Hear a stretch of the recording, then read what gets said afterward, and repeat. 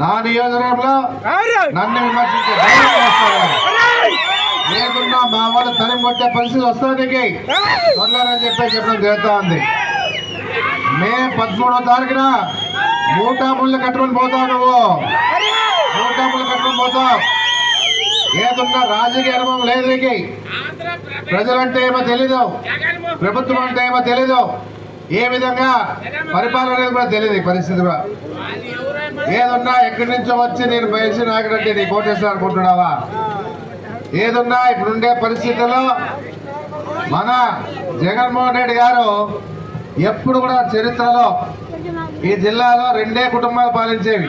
ఒకటి భాస్కర్ రెడ్డి కుటుంబం పాలించేది, రెండోది కే కుటుంబం పాలించేది. ఇలాంటి వాళ్ళకంతా కూడా ఎవరికి అవకాశం వచ్చే పరిస్థితి లేదు. ఈరోజు ఒక వాల్మీకంగా ఈరోజు రామయ్య గారికి ఈరోజు ఎంపీగా నిలబెట్టిన పరిస్థితి ఉన్నట్టే జగన్మోహన్ రెడ్డిలో బీసీ, ఎస్సీ, ఎస్టీ మైనార్టీల ప్రాధాన్యత ఏ విధంగా ఉందని గమనించుకోండి అని చెప్పేసి మీ అందరూ కూడా చెప్పడం జరుగుతూ ఉంది.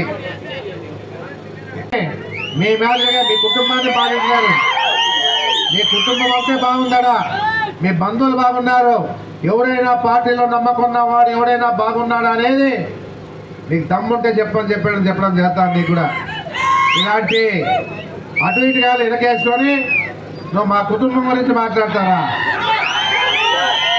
ఏదున్నా కూడా నేను ఈరోజు చెప్తా ఉన్నా, ఏదున్నా రేపు మే 13వ తారీఖున విజయడంగా మోగించేది నేనే.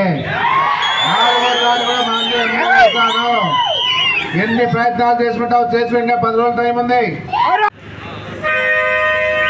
పార్టీ అభిమానులకి, కార్యకర్తలకి, నాయకులకి, బీసీ, ఎస్సీ, ఎస్టీ మైనార్టీ సోదరులకి, మహిళలకి, యువతకి, అన్ని వర్గాల వారు కూడా నా హృదయపూర్వక ధన్యవాదాలు తెలియజేస్తా ఉన్నాను. ఎంతో ఘనంగా ఈ గ్రామంలో అందరూ కలిసి సర్పంచ్, ఎంపీటీసీ, జనరేట్ అందరూ మాజీ మన రాముడు జిల్లగానే అందరూ కలిసి కట్టగా ఐక్యతతో బాగా ఘనంగా స్వాగతాన్ని పలికిన ప్రతి ఒక్కరు కూడా పేరు పేరున నా హృదయపూర్వక ధన్యవాదాలు తెలియజేస్తా ఉన్నాను. ఏదున్నా ఎలక్షన్లు వచ్చినాయి,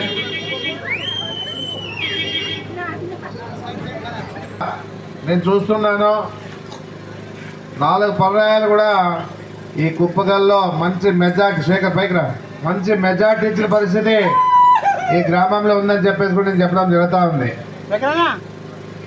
ఏమున్నా జగన్మోహన్ రెడ్డి మంచి కార్యక్రమాలని, సంక్షేమ కార్యక్రమాలని ప్రజలకు అందించిన పరిస్థితి కూడా మనం చూసాం. గత 5 ఏళ్ల పరిపాలనలోనే ఈ విధంగా సంక్షేమ కార్యక్రమాలు అందిస్తూ రాష్ట్రాన్ని ముందుకు తీసుకుపోయినవాడు జగన్మోహన్ రెడ్డి.